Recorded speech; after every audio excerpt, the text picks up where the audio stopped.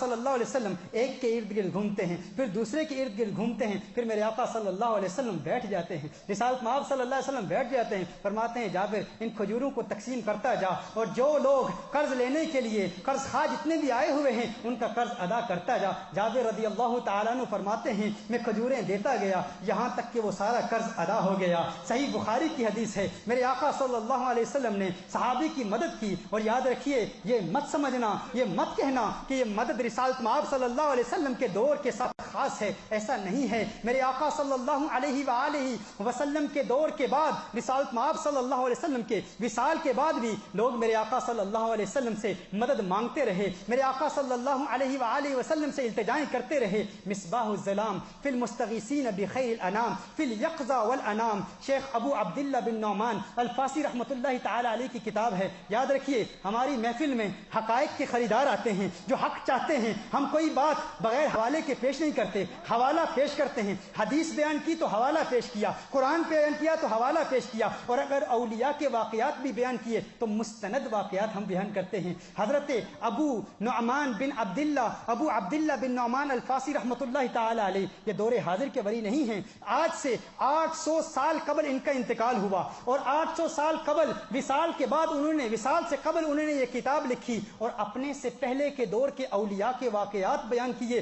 وہ اولیاء، وہ اللہ کے ولی جو میرے آقا صلی اللہ علیہ وآلہ وسلم سے رسالت مآب صلی اللہ علیہ وسلم کے وفات کے بعد، میرے آقا کے وصال کے بعد میرے آقا سے مدد مانگا کرتے تھے۔ ایک واقعہ بیان کیا ایک شخص کا، وہ کہتا ہے کہ میرے والد مجھ سے قرض لیتے تھے، ہر ہفتے میرے والد مجھ سے قرض لیتے تھے، اور میں ان سے کہتا چند دنوں کے بعد جب وہ قرض 100 دینار تک پہنچ جاتا تو میں عرض کرتا قرض کب واپس ادا کریں گے؟ کہا کہ کہتے ہفتے کے روز قرض ادا کر دوں گا، ہر ہفتے قرض ادا کر دیتے۔ دیکھیے میں صحابہ کا بھی واقعہ بیان کر رہا ہوں، اور بعد میں حضور کے وصال کے بعد اولیاء کس طرح حضور سے مدد مانگتے تھے۔ وہ کہتے ہیں، وہ شخص کہتا ہے کہ میرے والد میرا قرض ادا کر دیا کرتے تھے، میں والد کو قرض دیتا، ہفتے کے روز ادا کر دیتے۔ ایک دن میں نے والد سے پوچھا، ہے میرے والد محترم آپ یہ تو بتائیں یہ رقم آتی کہاں سے ہے، آپ کو یہ رقم ملتی کہاں سے ہے؟ والد پر رقت طاری ہو گئی۔ ہفتہ قرآن کریم کی تلاوت کرتا ہوں، پورا ہفتہ قرآن پڑھتا ہوں، وظائف پڑھتا ہوں، اوراد پڑھتا ہوں، ہفتے کے بعد جمعے کے روز آقا کی بارگاہ میں حاضر ہو جاتا ہوں، مدینے والے کی بارگاہ میں حاضر ہو جاتا ہوں، کونین کے والی، خسرو خوباں، سیاح لامکاں، نازش ہر دو جہاں صلی اللہ علیہ وسلم کی بارگاہ میں حاضر ہو جاتا ہوں اور عرض کرتا ہوں یا رسول اللہ، یا رسول اللہ، یا رسول اللہ صلی اللہ علیہ وسلم، آقا میں مقروض ہوں، یہ تحفہ قبول کر لیجئے، یہ وظائف قبول کر لیجئے، یہ اوراد قبول کر لیجئے، میں مقروض ہوں، آقا کی بارگاہ میں استغاثہ پیش کرتا ہوں، آقا سے مدد طلب کرتا ہوں۔ کہا کہ پھر آقا ایسے نوازتے ہیں کہ غیب سے اس جگہ سے مجھے مطلوبہ رقم مل جاتی ہے جو میرے وہم و گمان میں بھی نہیں ہوتی، کہیں سے رقم آ جاتی ہے اور بیٹے ہر ہفتے تیرا قرض پورا کر دیتا ہوں۔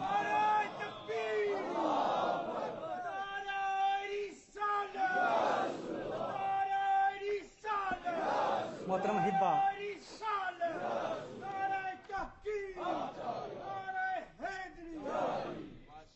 حضرت سعد بن حضرت قتادہ بن نعمان رضی اللہ تعالیٰ عنہ سے مروی ہے، غزوہ بدر کے دن انہیں تیر لگے، آنکھ میں تیر لگا، آنکھ ضائع ہو گئی، صحابہ نے کہا آنکھ کاٹ دو، مشورہ دیا آنکھ کاٹ دو، آقا کی بارگاہ میں عرض کرتے ہیں یا رسول اللہ صلی اللہ علیہ وسلم کیا حکم ہے؟ آقا نے منع فرمایا، آقا نے منع فرمایا، فرمایا آنکھ کاٹنی نہیں ہے۔ آقا نے دعا کی، آج کا اپٹامٹرسٹ میرے آقا صلی اللہ علیہ وسلم کی شفا کا مقابلہ کر سکتا ہے؟ میرے آقا صلی اللہ علیہ وسلم آنکھوں کا علاج بھی کرتے ہیں، کانوں کا علاج بھی کرتے ہیں، جسمانی امراض سے بھی شفا دیتے ہیں۔ یہ نہیں فرماتے کہ میرے پاس کیا کر رہے ہو، مجھ سے کیوں مانگ رہے ہو، میں تو فقط قرآن کا علم دینے کے لیے آیا ہوں، میں تو فقط سنت کا علم دینے کے لیے آیا ہوں، میں تو فقط حرام اور حلال کا فرق بتانے کے لیے آیا ہوں۔ ایسا نہیں، میرے آقا صلی اللہ علیہ وسلم حضرت قتادہ بن نعمان رضی اللہ تعالی عنہ کے لیے دعا فرماتے ہیں، ہاتھ اٹھاتے ہیں، دعا فرماتے ہیں، آنکھ کی جگہ پر رکھتے ہیں۔ سیدنا قتادہ بن نعمان رضی اللہ تعالی عنہ ارشاد فرماتے ہیں کہ میری آنکھ بالکل ٹھیک ہو جاتی ہے،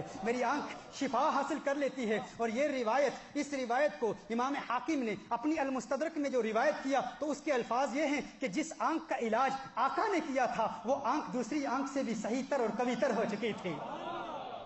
صحابہ آنکھوں کا علاج کراتے حضور کی بارگاہ میں حاضر ہو جاتے. اور مت سمجھنا کہ فقط صحابہ کے دور کا واقعہ ہے, مت سمجھنا کہ فقط صحابہ کرام علیہم الرضوان حضور ہی کے دور میں حضور اکرم صلی اللہ علیہ وسلم کی حیات ظاہری میں حضور سے مدد طلب کرتے تھے. اسی مصباح الظلام فی المستغیثین بغیر الانام فی الیقظہ والمنام میں ابو عبداللہ بن نعمان الفاسی رحمۃ اللہ تعالی علیہ اس واقعے کو بیان کرتے ہیں کہ ایک شخص تھا, اس کا نام ابو الکبیر تھا, وہ نابینا تھا. میرے آقا کے بعد کے دور کا واقعہ, آج سے 800 سال پہلے کے ولی اس واقعے کو بیان کر رہے ہیں اور اپنے سے پہلے اولیاء کا واقعہ بیان کر رہے ہیں. ابو الکبیر نابینا ہیں, رات کو سوتے ہیں, آقا کا دیدار کرتے ہیں, ادھر آنکھ بند ہوتی ہے, ادھر قسمت کی آنکھ کھل جاتی ہے, کونین کے والی صلی اللہ علیہ وسلم کا دیدار ہوتا ہے. میرے آقا صلی اللہ علیہ وسلم کو خواب میں دیکھتے ہیں, عرض کرتے ہیں یا رسول اللہ صلی اللہ علیہ وسلم, آقا میری آنکھوں کی حالت دیکھ لیجئے, میں نابینا ہوں. آقا صلی اللہ علیہ وسلم آنکھوں پر یوں ہاتھ رکھتے ہیں, خواب میں ان کو بینائی مل جاتی ہے,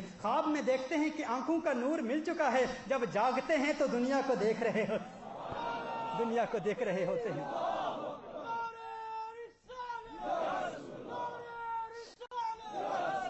حضرت عبد الرحمن اپنے والد سے روایت کرتے ہیں کہ حضور اکرم صلی اللہ علیہ وآلہ وسلم کی خدمت میں وہ حاضر ہوئے اس حال میں کہ ان کے ہاتھ پر, کہتے ہیں میرے ہاتھ پر ایک پھوڑا تھا, حضور اکرم صلی اللہ علیہ وسلم نے دیکھا. اب یہ حدیث یاد رکھیے, یہ صحیح حدیث بیان کر رہا ہوں. طبرانی نے اسے المعجم الکبیر میں روایت کیا, امام بخاری نے تاریخ الکبیر میں روایت کیا. ان کے ہاتھ پر ایک پھوڑا تھا, وہ پھوڑا دیکھا, حضور اکرم صلی اللہ علیہ وسلم نے ارشاد فرمایا. انہوں نے عرض کیا یا رسول اللہ صلی اللہ علیہ وسلم ہاتھ پر پھوڑا ہے. میرے آقا صلی اللہ علیہ وسلم نے ارشاد فرمایا ذرا ہاتھ کھولو. انہوں نے ہاتھ کھولا, میرے آقا نے ارشاد فرمایا اب ہاتھ بند کر لو. انہوں نے ہاتھ بند کر دیا. میرے آقا نے ارشاد فرمایا اب میرے قریب آ جاؤ. آقا کے قریب آتے ہیں.